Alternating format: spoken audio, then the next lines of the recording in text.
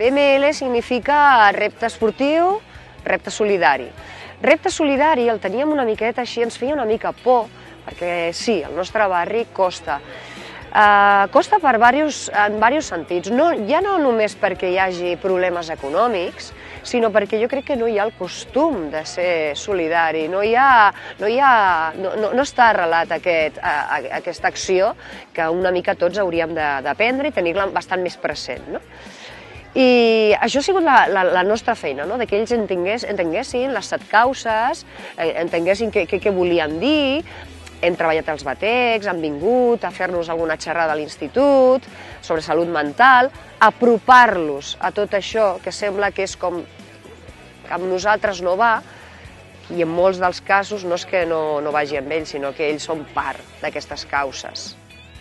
Per això vam idear de fer la nostra samarreta i la nostra xapa, que ara no sé si la porto per aquí, i vam pensar que treure els diners així d'aquesta manera, i el dia de la venda de les samarretes a la xapa vam organitzar un torneig esportiu.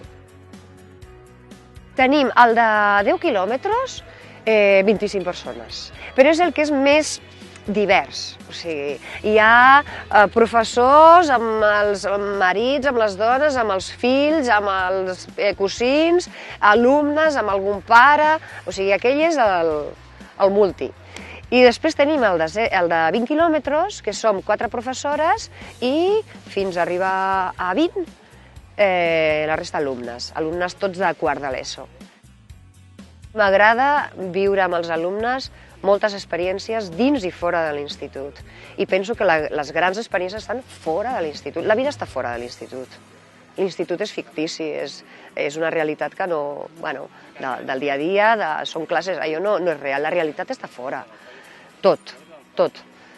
I amb els alumnes, ajudar-los a descobrir tot el que pot aportar l'exterior, és fantàstic, no sé. I a vegades penso que no és el que li puguem aportar nosaltres als alumnes, és que ells a nosaltres ens aporten moltíssim, moltíssim. Que ningú quedi enrere!